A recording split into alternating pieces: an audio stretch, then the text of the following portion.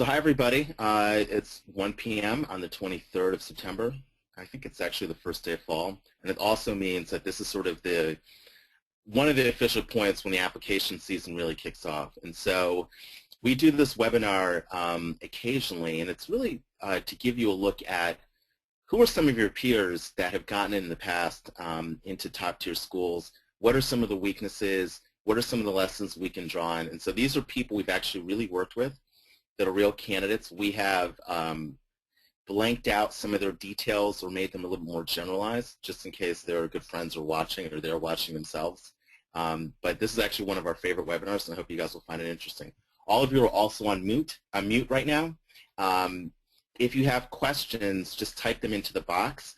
There'll be plenty of time for questions at the end. So if you have questions that are pressing, please by all means submit them. If you don't, if you can sort of hold them, we'll definitely get to all the questions we can in the course of this hour. And my name is Kofi Kankam. I think a lot of you know me from the Beat the GMAT community. I see some names on here. There's some of the people I've answered questions from, so it's kind of nice to talk with you, although sometimes I feel like I'm talking at you, but hopefully you guys find this helpful and there are lessons that you can apply to your own candidacies. I want to speak a little bit about the company, just to give you an idea and make you feel comfortable that we know what we're talking about. I'm then going to go into some successful candidate profiles. We'll look at sort of the issues and remedies that these candidates collectively had. Side note, you'll see that these candidates are not perfect candidates, but they got into what most of you would consider to be dream schools. I hope that's a sense of inspiration. After we do the issues and remedies, we're then going to look at another candidate that we actually worked with who has some serious issues, and then we will brand build together with that candidate. I'll walk you through sort of how we sort of look at that candidate in terms of a case, and then I'll give you some general tips and strategies, and we'll get to some questions on the back end. So our company, Admit Advantage, helps people get into school in a nutshell. So we help people get into college, law school, soon-to-be medical school, and clearly business school. Business school is kind of our bread and butter. We work with candidates from inception, them sort of making the decision if they want to go to school, all the way to them being accepted into school and hopefully having to make decisions and make some choices between two or more really good options. We are known to be very structured. We believe in a lot of structure. We believe that candidates that are applying from common feeders into business school, consulting, or finance jobs need to have some way to sort of differentiate themselves. We also believe that at the end of the spectrum, people that are applying from schools that are not feeders or professions that are not feeders into business school, they also need to sort of some structure to show that they are worthy of getting a spot and know what they're getting into. So that's kind of our hallmark. We've been very fortunate. The economy has been tricky for a lot of people over the last couple of years. What that's meant for us is we've been able to find really, really good MBA alumni and some former admissions officers and able to sort of take people, not just who have good degrees, but also really good people and are good with other people. So it's been a blessing for us. And we've tried to mirror the diversity of career interests that all of you either have in terms of what you're looking to do in the short term and long term, or are coming from in terms of what you've done historically. There are three core tenets that sort of underline our business that we think about literally every day. One is experience. So all of our people have gone to top tier schools. We've all been in your shoes. We've also been on the other side of the table in terms of being involved in the admissions process for applicants, either as second-year interviewers, alumni interviewers, or actually working directly in admissions. We're known to be very client-focused. That's kind of a pride of our company. It's ingrained in our culture. So we get invited to a lot of weddings and going away parties and graduation parties, and it kind of makes the company special for us.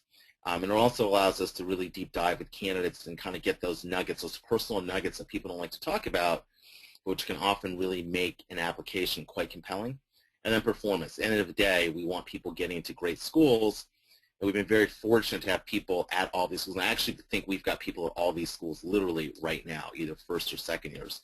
And this list is not complete. So we've had, thankfully, really good candidates. We think we've done a little bit to help them and nudge them along the way, and it's been pretty fruitful for everyone thus far.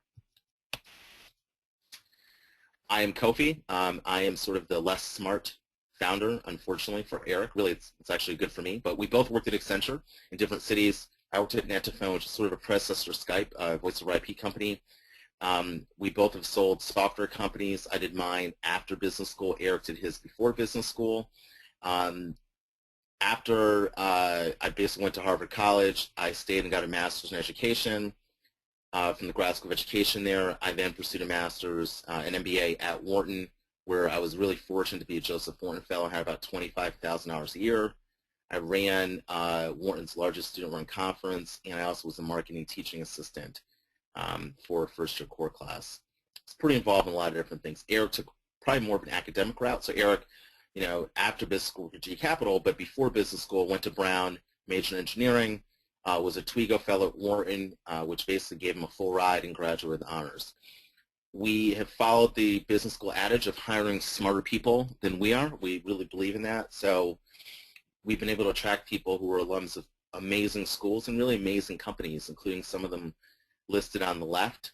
And you can sort of see some of our consultants at admitadvantage.com/consultants, and you can sort of get a feel for who they are as people and where they've gone to school. But suffice it to say, we've got people from all the different companies, most of the different companies and schools that you were all interested in. And we probably have placed people in all the schools that all of you have interest. Okay?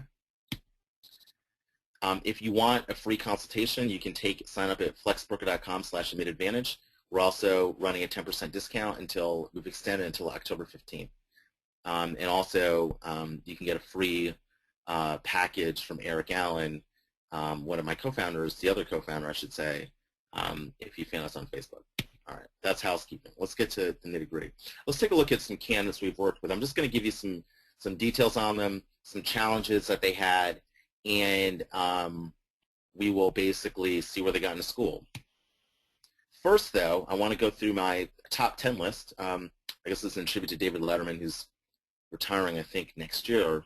But these are the lists of things that we see with candidates that really make things difficult in terms of them getting into school. So I call this our tough 10 list, right? So 1, middling grades, right? So people that essentially, if you're 0.3 to 0.4 off the mean at your target school, you fall in this range where your grades aren't quite up to snuff. It's a fairly sizable gap, and it can be very tricky to help you get into school. A weak GMAT score. Again, if you are probably 30 points off the mean, let's say 40 points. So some schools now are in the mid 730s, like Wharton and Harvard and Stanford and Harvard. But essentially, if you were sort of 40 points off the mean, that is, I'll call it a weaker GMAT, because obviously 690 is not a weak GMAT, but having a 690 in an era where the average of a particular school is 720, 730 plus, that can be quite challenging as well. We see a lot of candidates who've got difficulty really expressing why they want to go to business school. So it's clear that they want to make more money, have better jobs, kind of, meet different people, but they're not able to articulate exactly why they want to, get an MBA, full-time or part-time, why they want to go to school X versus school Y, why it makes sense in their career to go now. They're not able to sort of articulate very basic questions or responses to very basic questions, which can be harmful. Point number 4, a lot of candidates, a lot of you are young and you haven't managed people or projects, which can be quite challenging, so there's very limited leadership. 5, limited undergraduate exposure to quantitative courses. This is for all the poets out there, all the people who, the last math class they took was junior year in high school and they're doing cartwheels through the hallway because they don't have to take math anymore. That can be a challenge. We see people that are super involved in college, step number 6, and after college just get absorbed into their job. They're tired, they travel, they go out a lot, and they really don't engage in any meaningful activities.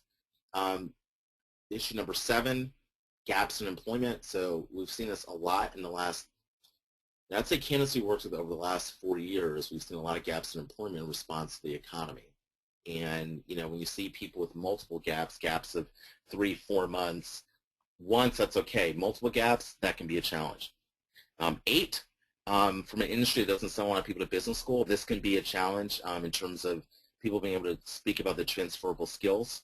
By the way, this does not include the military because the military sends a ton of people to business school now.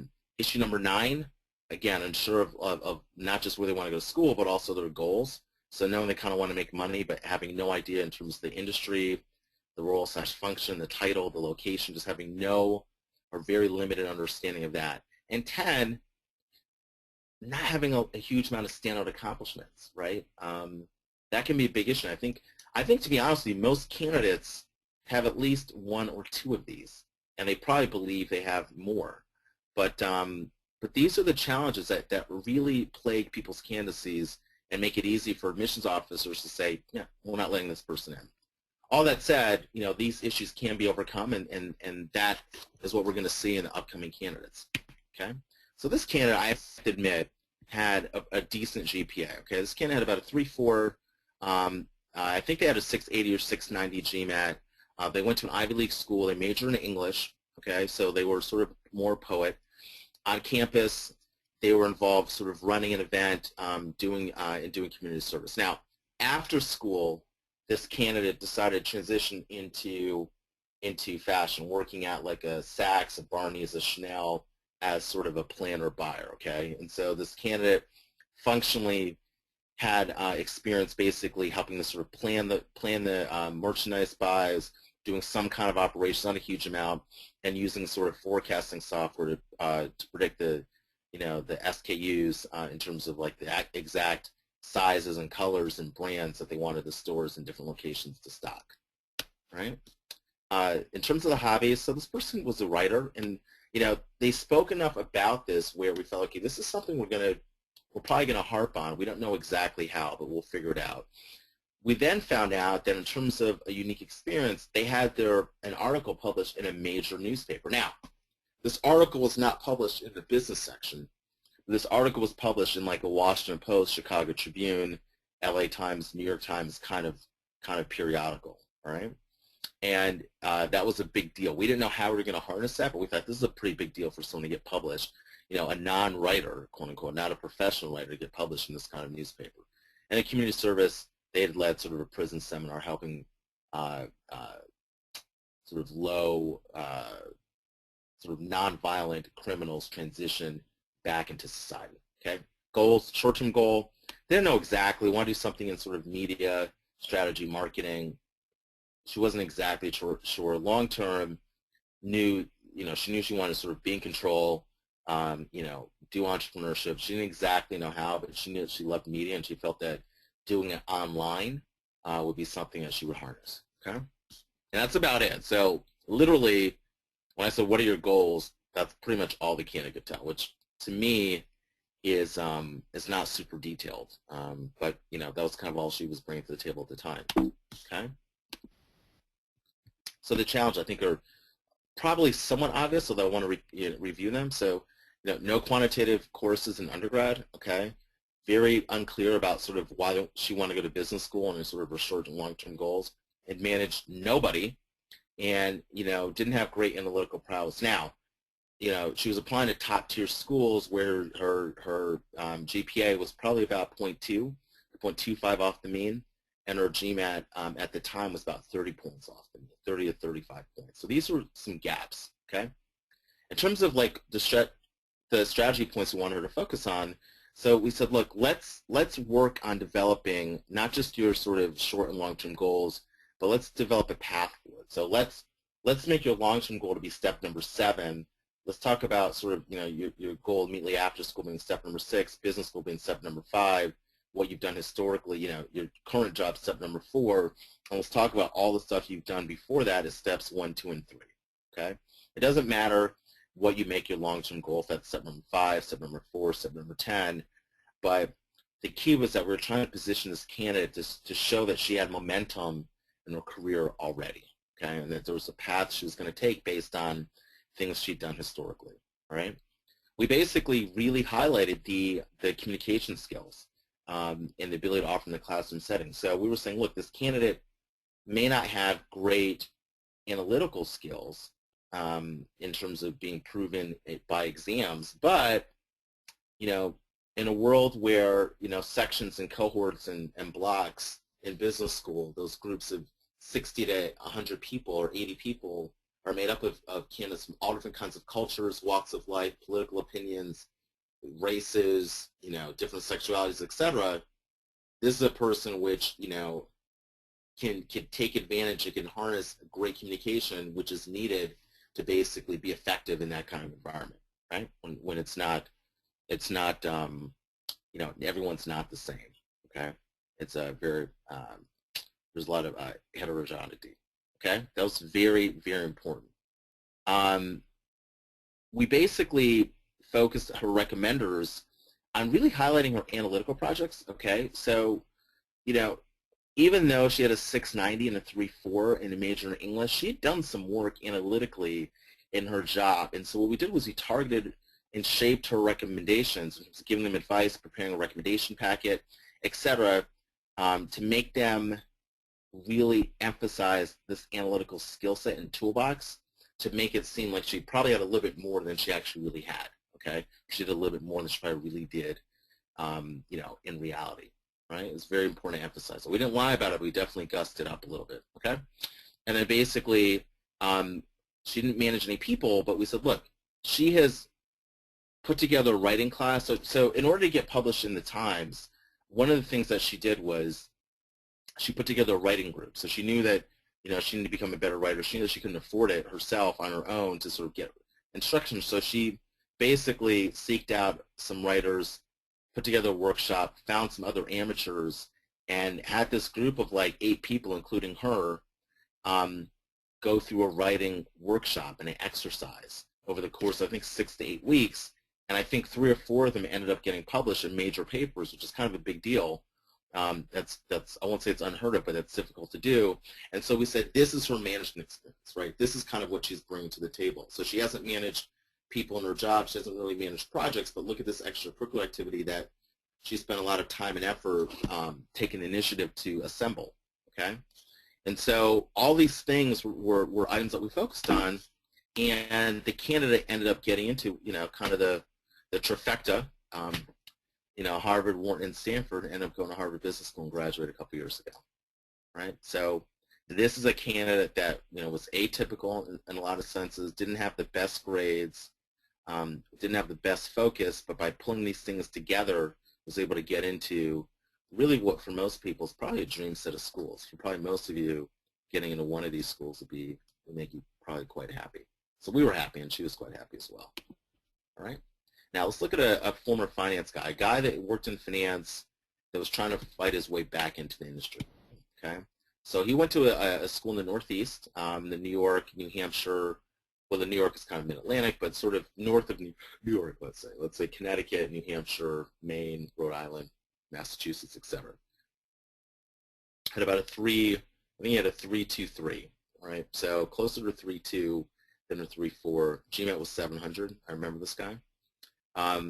Activities, he basically, had in his college fraternity, he'd helped bring in new members, and he had sort of, led some of the soup kitchen, sort of feeding less fortunate people, their efforts to do that. He was one of the guys that organized it, right? Now, he'd worked for 7 years. He'd been out of school for 7 years, let me say, right? But he'd only worked for 5.5 out of that. Now, some of you may not consider that a big deal. I consider that a big deal because that means for a year and a half out of basically those 7, he was unemployed, officially unemployed, right? He was doing sort of side projects, but officially, he didn't have a job, okay? Functional experience, he's sort of done financial modeling, evaluation analysis, analyst management, the kind of stuff that you do in finance. He was bringing that to the table, which was helpful. Okay, hobbies, sort of your typical Midwestern guy, I guess you could say. He's from the Midwest. Like sports. Spoke a couple languages. Like, okay, this is interesting. This is very interesting. I knew that was something I wanted to build on. And he was very into volunteering. So he'd done some volunteering after school, right? Now, in terms of the unique experience, then again, just think about how I'm sort of packaging this and how I'm thinking about it. So I'm trying to find some unique things that I would think would be useful. So he spoke 3 languages, and I thought that's actually kind of atypical, especially for Americans, not to sort of diss us, but that you don't find that all the time. He'd worked in Europe, okay, and studied there academically, which I thought was pretty impressive.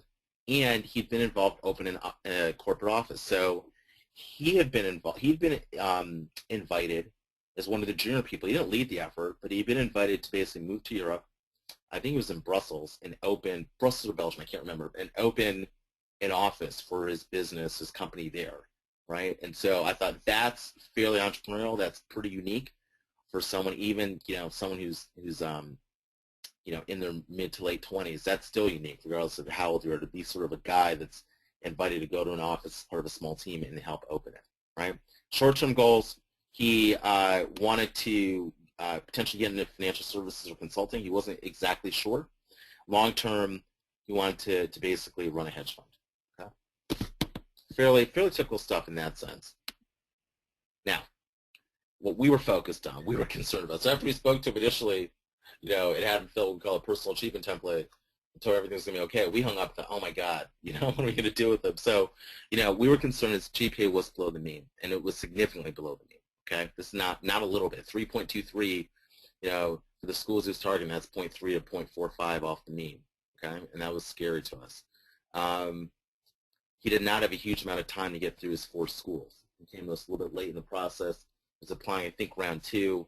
He came to us basically a couple of days before Thanksgiving, that shortened week, and said, let's make it happen. Okay, I think he'd already taken the GMAT, didn't like his score, so he had to sort of retake it. He was taking it the next week after Thanksgiving, right? There were gaps. There were 2 gaps in his employment history. Each of them were over, 3 months, which is significant. And then, I didn't see it. He volunteered some, but I wouldn't say I wasn't overwhelmed by the amount of activities after college, especially in light of sort of his performance during college. I thought he needed something more, right? In terms of our key points, so even though he'd been unemployed, we sort of decided to just lean into the storm a little bit. And we said, look, we are going to probably have to rely a little bit on sort of college, but we're going to show some stories that show his persistence, his analytical skills, him being unemployed for 1.5 years, be darned. We didn't care. We're really going to highlight that. We're going to show his competitive nature. All right, it was very important to do that. And so that was a brand that these were the brand characteristics we were focusing on, because we thought this is something that people would like to have in the business school class, those people being admissions officers, and also these are skills and traits that someone who's starting their own fund, who aspires to start their own fund, is going to need in order to be successful. Now, just like the first candidate, who basically was a good writer and sort of could claim strong communication skills in that sense, we were claiming strong communication skills with this candidate because even though he wasn't a writer, he spoke 3 languages, right? And again, in that sort of super diverse, almost forced diverse environment of the business school, we thought that would be quite valuable. We knew that he didn't have a huge amount of volunteer experience and activities subsequent to college, so we sort of just dove into that and really try to highlight how active he was in school and say that, look, this is a great proxy for how active he's going to be in an MBA program, because college and business school both present the need to sort of do well academically, find a job, or find the next step after school, potentially work, and then also be involved with campus, right? So he was able to do it then, and we said, I'll do it now. And we were very, very careful and clear about what he needed to do on literally a day-by-day, I'd probably say a half-day basis for about a month and a half. He knew what he had to complete every half day, right? Which is kind of necessary for what he was looking for. So this candidate applied to, I think he also probably applied to Columbia as well, I think. There was 1 or 2 schools he did not get into, but ended up getting into these schools and went to Kellogg. And just keep in mind, Kellogg's mean GPA was about a 3.55 at the time, 3.54, 3.55. It was way off the mean. His GMAT was 30 to 35 points off the mean. So, and he'd been unemployed 2 times, and he wasn't coming from, super name brand company. So he was able to put it all together and get into a really solid school. This last candidate's one of my favorite. It's when I just sort of communicated with her actually late last week.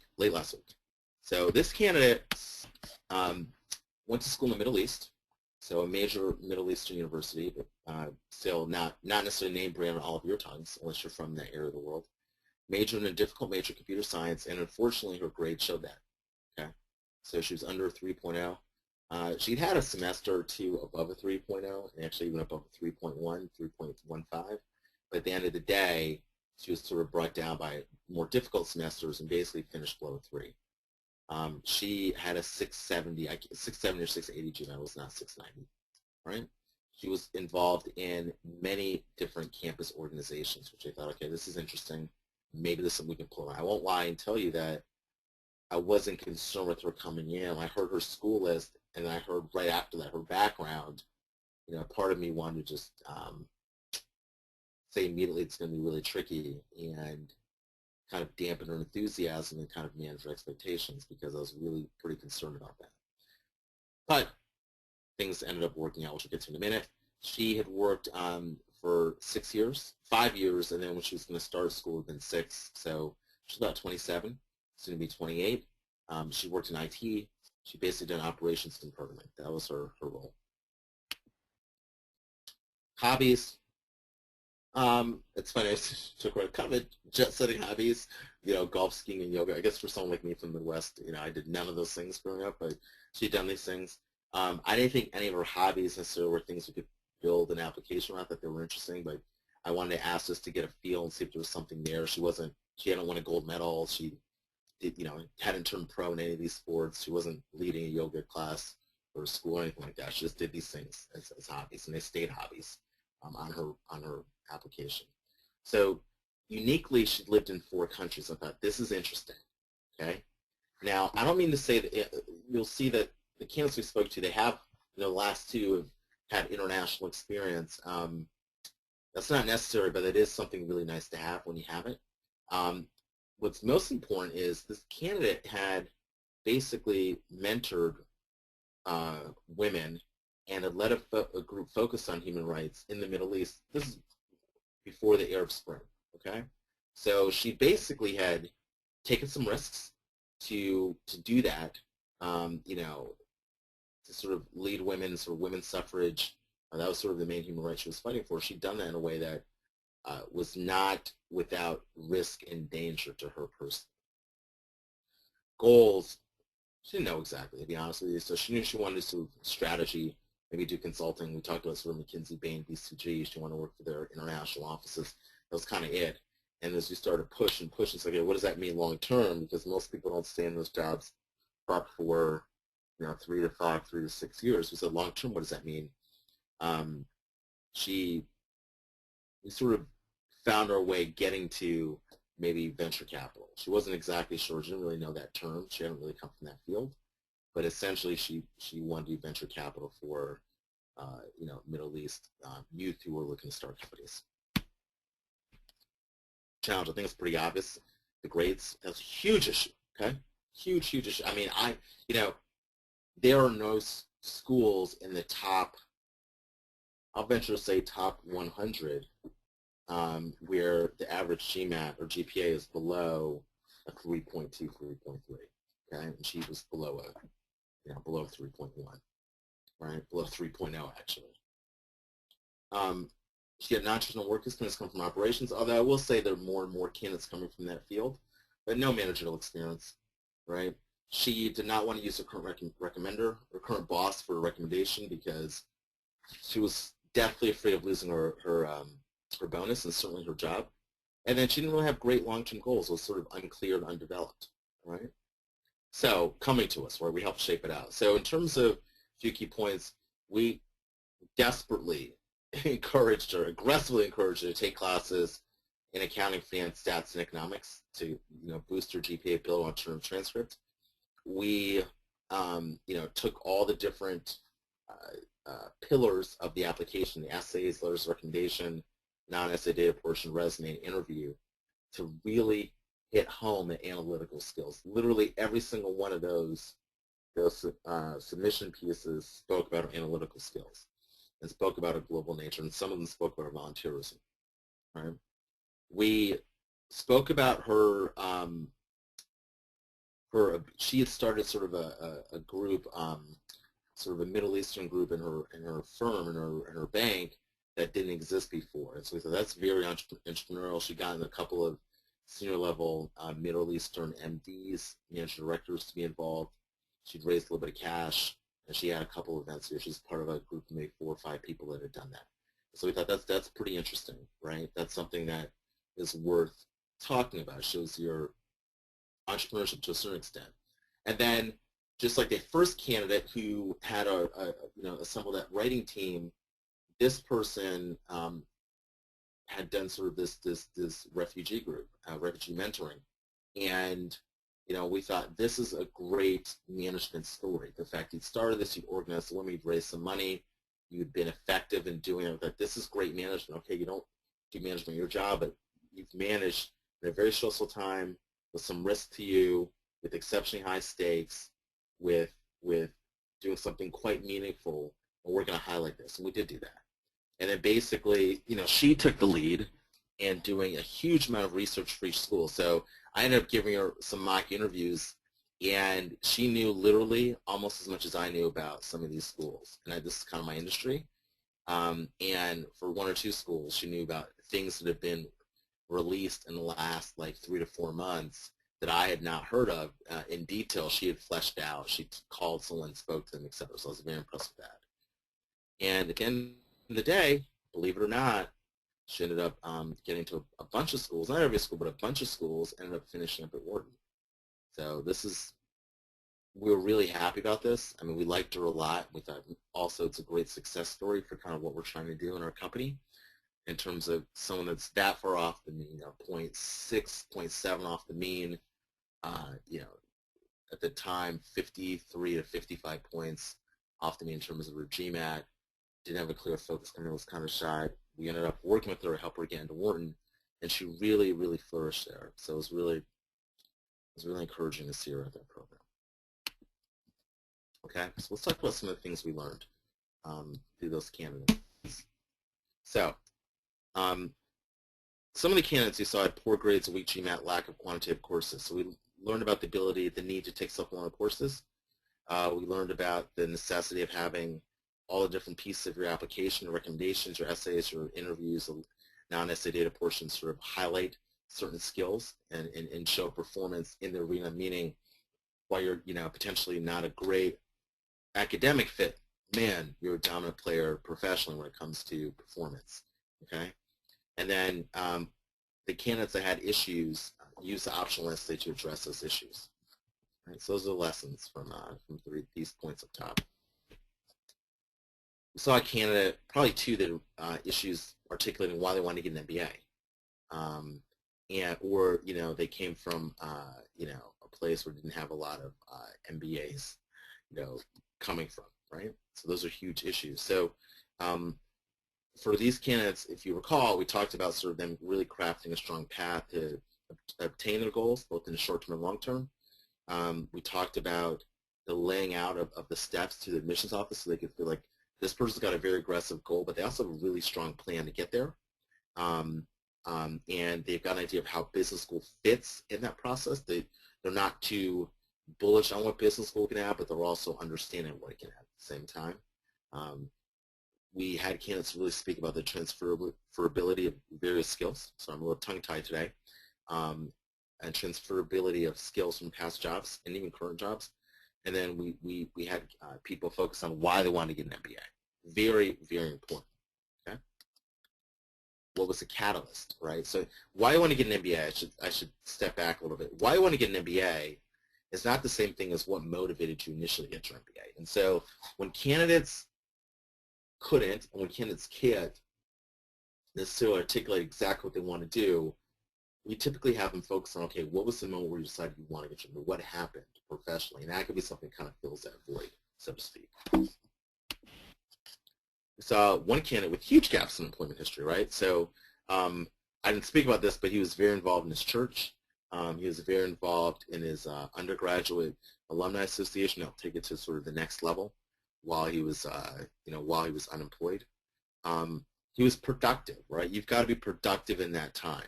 It's very important.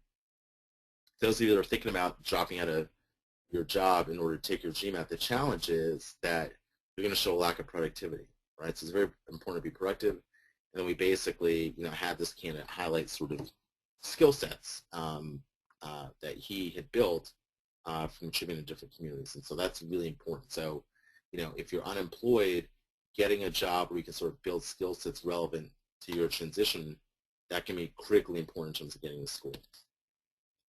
Lack of professional managerial experience, you saw this in pretty much all the candidates. So we really work hard to sort of showcase opportunities outside of work and opportunities involved in the college environment, i.e. like the alumni program or the alumni association. And then basically we had the candidates, and I didn't speak about this, but we had the candidates really speak about their knowledge of management just from being managed themselves. Okay? Lack of accomplishment. So most people we speak to have accomplishments, okay? Sometimes, I mean, it's very rare that I speak to someone and say, man, you don't have, like, there actually was a guy a couple weeks ago who I met at an event. He said he was 30 plus, it was in Boston, and I said, okay, what do you sort of bring to the table? He said, not that much, right, since I graduated. You see that occasionally, but most people bring something, okay? If you feel like you are searching, think of the leaders you respect in various industries, whether it's the military, business, government, community service. Think about the traits they have and traits that you have in common, like being a great communicator, being able to make decisions and learn information, being civically community-minded, being very, able to lead without authority, et cetera, right? So start to do those things. Think of those traits that they have that maybe you have. Talk to and survey your friends and family and partners and ask them, okay, what are some stories that kind of encompass my life? Like if you know these one or two stories about me, you kind of get the gist of kind of who I am as a person, right? And basically, developing sort of those traits around those stories. So a particular story probably emphasize specific traits, and then showing those things that overlap with some of the leaders you respect, right? So those are the things you can do to sort of showcase your accomplishments, and then you'll feel probably a little bit better about potentially not having a standout list if everything is tied in together and you express what you have to the best of your abilities and really fully. With that, I want to brand build one candidate. I'm not going to spend a huge amount of time on this because I want to get to questions. But this is a candidate that we did work with. He's another challenging candidate, okay? So this is a guy who worked in a manufacturing company and wanted to be an entrepreneur internationally, okay? So he went to school in the Northeast too, another tough GPA. GMAT, man, that was a tough GMAT, okay? He had a 630, took it again, he had a 640. Still want to get to top schools. And I'm not going to lie, I really was worried, and he wanted to apply to a bunch of top tier schools. And I just basically told him, look, we had sort of had a really kind of man-to-man talk, and I said, this is probably not going to happen for you if you only apply to all top tier schools. You have to apply to some schools which are not top tier in order to be realistic about going to school next year. Right? I felt like that was my job to do that. Even with him working with us, I had to tell him that. Right? Work experience, so activities really involved in some serious clubs, and he actually founded a club to help people from his environment, like his neighborhood, and people that came from like his educational background in high school, to help them sort of adapt to moving to a university, a major university, having a difficult major like math, and sort of learning how to survive. And so he started that organization when he was actually in school, and it still exists. It existed as of like a year or two ago, which I thought was really impressive. And I thought, okay, this is something we can potentially build on. Manufacturing I thought was interesting. I wasn't trying to build on it, nor his particular skills. Right now, hobbies. So he had hobbies that I love. I love to travel and cook and soccer, but those are just hobbies. Those aren't anything you can build an application on. After all, it's not a Tinder website, right? This is about sort of getting into school. He had some pretty strong international experience from being born overseas, and he actually had been really strong in mentoring youth, okay? His goals, financial services, and then basically wanted to move back to Latin America and sort of have a private equity company, which he's actually in the process of doing literally right now, right? I think it's pretty clear his GPA and GMAT are dramatically below the mean, I did not think we were going to be able to get him into a great school. I'm being totally honest.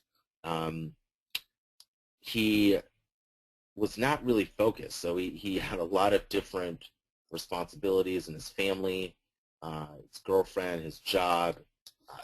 He was very social, and I just felt like he wasn't focused enough. He did not have great writing skills either. I'm not trying to pile on this person. I actually like him a lot. He came from manufacturing, wanted to get into finance, but he had no background in finance. Okay, he had never heard of a discounted cash flow. Um, he didn't know what net income was. He confused income and revenue. I mean, he was really at sort of square one. Okay, and he had non-traditional work, hadn't managed anyone. So I thought, how the world are we going to get this guy in? How are we going to help himself, right? Because it is our responsibility. So we basically decided to go through it and find some critical stories that showed insight into his candidacy. So we had him fill out, again, what's called his PAT. And while we were reading it, we thought, this guy has amazing stories, and we're going to find a way to get these in. This college program, we said, okay, he started this college program. It still exists. And we are going to really focus on the fact that this guy makes institutions he joins better than when he first came in, right? We went through and sort of said, okay, what are the skills that you need to be successful in the future, or sort of this financial technology entrepreneur in Latin America, and what are the ones that you already have, all right? We had the recommenders as before focused on specific skills in terms of analytics. And we basically really worked with him. I mean, we did so many drafts. I thought, I was him for a minute. We used literally 8 to 10 drafts per essay just to sort of help him be stronger and have a better writing style, be a little bit more concise. Okay? He ended up getting in this NYU Stern, right? Very big accomplishment on his part. We were very proud to work with him. I mean, Stern has a 15% acceptance rate. When he was applying a couple years ago, the mean was about a 717 GMAT. The GPA was about a 3.45 to 3.5. So he was just way off the grid. But he got in, and I want to talk about how. This next slide, just a little bit, right? So we basically went through some of the leaders he respected and said, okay, what are some of the traits that they have that you really like about them, okay? And what are some themes that potentially we can wrap your essays around? So we went through, brainstormed, he went through, literally gave us a military leader, 2 business leaders, and a sort of political type leader in Latin America that he really loved and respected. And we started thinking about this and sort of identified these kinds of traits, right? We said, if you can find a subset of activities of these kinds of traits, a subset of sort of, essays, recommendations, and interviews, people sort of identifying a couple of these that you possess, you're going to be in pretty good shape. At least you'll have a shot, right? We thought of the traits, and we sort of then said, okay, what are some stories that highlight the traits? How do we, quote unquote, show and not just tell, right? What are some anecdotes we can use that show him to have these traits? And so, we talked about a couple of things. And so these 3 stories literally emphasize each of these 9 traits up top. And they're also interesting stories. So the alumni ambassador I alluded to, but basically he had helped students coming from underprivileged backgrounds to get acclimated to school and to land jobs via mentorship, via a pre-term type program where they got up to speed mathematically, right, and communication-wise, and just in the culture of being sort of in that kind of institution. And so this ambassador program to you might look like something random, but for us, it showed a couple of key traits, right? His taking initiative to sort of put this together and being community service minded, and persevering and having a stick-to-itiveness in building this program and sustaining it and helping to get it funding over the many years since he graduated from his undergraduate school. He still was going, and I thought that's super impressive, okay? There was something called the deal. We called it the deal. And basically, I'm trying to think how to say this efficiently, his firm did construction for different kinds of buildings. And they were always bidding against other companies to get certain deals in. And basically, he came into a situation very early, literally one day to a meeting, and he saw all these other firms huddled up near the site. And he basically poked his head in, they invited him in, they said, look, here's the deal, kid. There's 6 of us. 5 of us will bid high on a project, 1 of us will bid low, and that person that bids lower will get the project. and then we'll go to the next project, and we'll do the same thing, except those 5 will basically rotate. So it'll be a different set of 5 bidding high, and a different one bidding low, and that one that bids lower will get the project, right? And so what they were doing was basically dividing all the projects amongst themselves to make sure everyone got a piece of the pie. Now, it sounds to me kind of logical, right? But it's illegal. It's colluding. It's illegal in this industry. And so he refused to participate in this deal. It was a young guy, refused to participate in this deal, which meant that basically he was always bidding in the dark. He was losing out on jobs, and he was putting his career in jeopardy, and he lost out on $30,000 in sort of sales commissions, okay? But what did that say about him as an applicant, right? It showed really strong ethics. It showed good judgment and basically, refusing that kind of external pressure.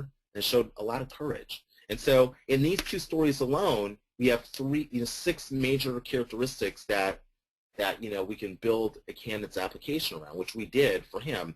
And then the last one, I don't want to belabor the point, but the last sort of example was him not getting promoted because he was a poor writer.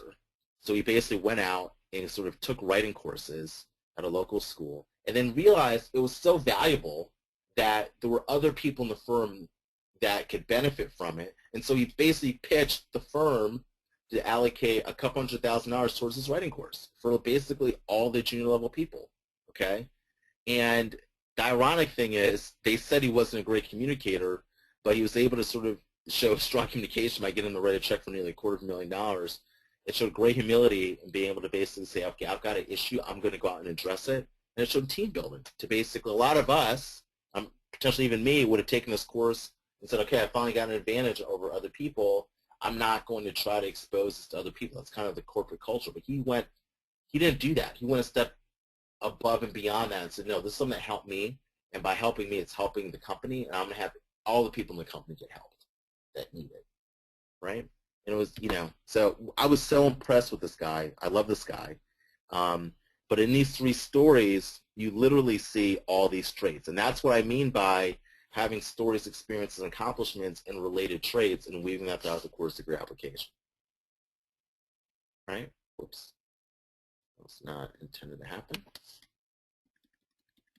So it's very important that you take these stories and really think through how they best make sense for you, okay? All of you have specific stories. All of you have leadership characteristics. All of you have different traits that are emphasized by things that have happened in your life, but too many of you as candidates don't write about those things and don't have your recommenders write about them, don't highlight them in your resume, don't speak about them in the non-essay data portion, don't bring them up in your interviews, and that's why a lot of you, not you literally, but a lot of you don't sometimes get in, even when you have good scores. I mean, these are all people that had real blemishes in their backgrounds and still got in to really good schools. So that's kind of it. In terms of things coming up, you guys know we're deep in round 1. If you don't know that, then you need to sort of get on the horse if you're going to apply this year. Round 2 is January, so most of you have about 3.5 to 4 months. Plenty of time, but you do want to sort of be putting things in place now. Round 3, I hate even writing that because it's so difficult to get in. Try to avoid round 3 if you can. There are other kinds of programs, early decision, early action, etc. So make sure that you look up those programs. If you're a good interviewee, try to go to programs where it's interview by request as opposed to interview by invitation, okay? I think that these tips sort of speak for themselves, but if you're sort of not applying yet, get in touch with your recommenders, take supplemental courses, take your GMAT early, or you're the good for 5 years. I'll do like the GMAT. Find ways to sort of get credibility for professional pursuits. Don't just indicate you're going to business school to have that happen, and really do well in your job in your community. And then if you're working on your applications, be succinct and direct. Use specificity to your advantage. It helps sort of bring a certain kind of energy to the application. Do your research. There's so much information out there. Like, there's no excuse to being unprepared. And be very clear about why an MBA is good for you and why it makes sense for you, why now, and kind of what you're looking to bring to the table. And then really think about how you're going to add to the school. That's what admissions officers think when they're building their class. Okay. We got a bunch of things coming up. Webinar tonight at MIT. I think we're doing, may not be, but sign up. If not, we'll postpone it. Addressing weaknesses tomorrow night. And then next week, Dartmouth. We're on Facebook, Twitter, or blog. And if you haven't gotten help on your GMAT and you want help, you can do that using Princeton Review. And we have this this discount going until the end of until October 15th. All right, and with that, let us take some questions. All right. How important is your undergraduate GPA? It's pretty important. It becomes less important the further away you are from school. So if you were 2 or 3 years out of school, it's hugely important. If you're 6, 7, 8 years out, it's less important because you've got more runway to show what you've done professionally.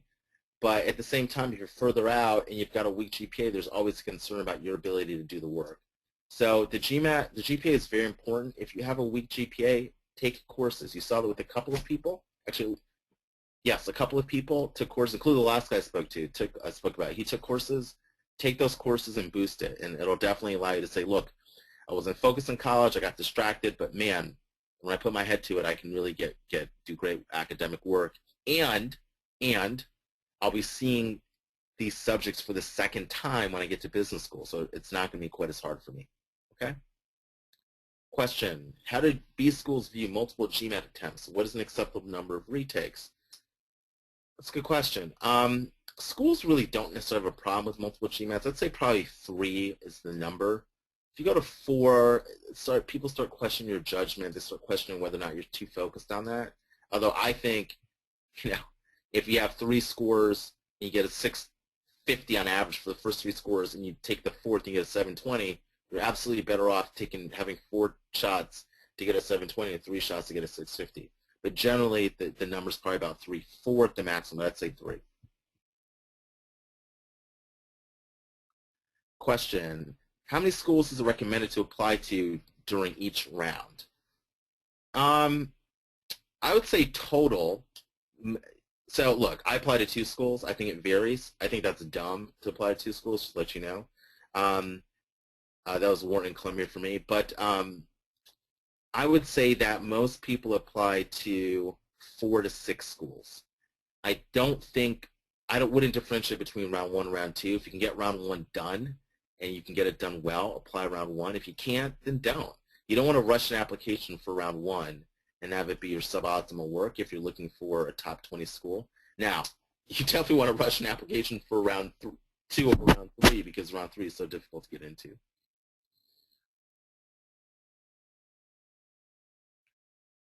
Question. So let me pull out these questions. It's kind of hard to read. Okay. Question. What should I look for when I apply to school or meet ADCOM during the roadshows? How do I prepare for these events? Does it impact my application later? Doesn't really impact your application from the perspective of they're evaluating you unless you do something totally stupid and they remember you. I like get drunk, which I actually have seen. Not tipsy, but drunk. I think you should be looking at a couple of things, like what's their teaching style, if they're doing an event, alumni event, who came, what kind of diversity they have in the alumni event. I mean professional diversity as well as racial diversity, that's important to you. I think where they place people geographically as well as industry-wise, how they've done in downturns, are they responsive to changing demands by students? So a lot more students now that want to go into entrepreneurship than before. Has the career service office changed? Do you see them still trotting out sort of a lot of investment bankers and consultants, or mostly those people? I think preparation, I think reading, it depends when they come. If you've already worked in your application, I think obviously reading your application is a good idea. I think most of these schools have RSS feeds, so following sort of new news for the school I think is important.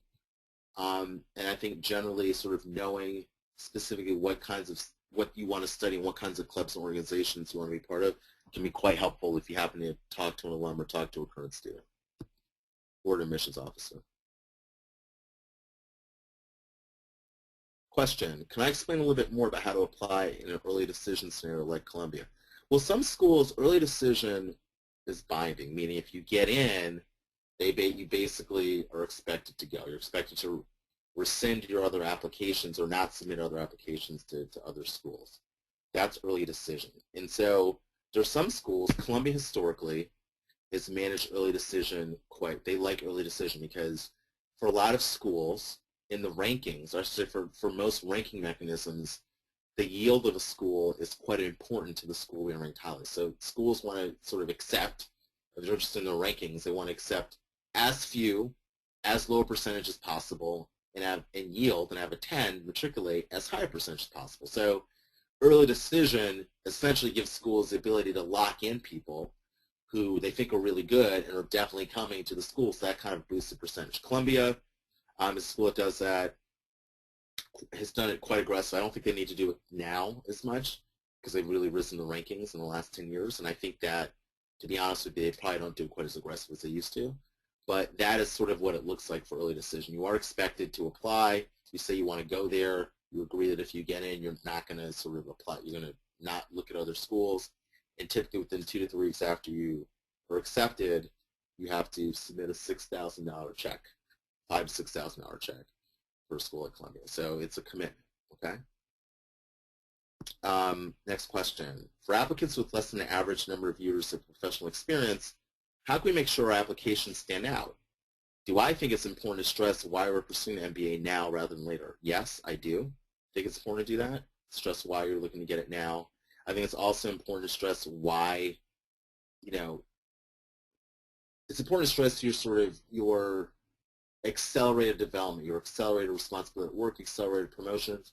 You've got to show that you're a better candidate than the candidate that's just like you with 2 or 3 more years of experience, right? I think time-sensitive ideas, clearly starting a business, in a particular industry that you know of, running your family-owned business, being in an up-and-out sort of situation in your job, like doing an analyst program or doing something like Teach for America, maybe you started young. I think those are the kinds of things that potentially make sense.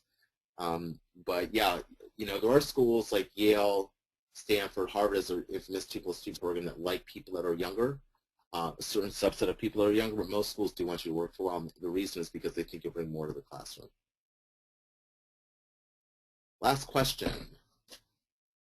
We're right on time. All right, last question. How much time in terms of hours should one devote to the application, excluding the GMAT? What is a good number of hours to designate to the application? Essays, recommendations, analysis of data portion, et cetera, et cetera. I think this varies candidate to candidate. It varies school to school because some schools have 5 essays, some schools have like 1. But I would say generally you should expect time-wise to probably put in 20 to 35 hours on a particular school's application. Maybe 15 to 25, somewhere in that range. Okay? So hopefully you guys found this helpful. Guys and ladies, it's good to chat with you. Hope you have a good rest of the week. And I thank you for your time today.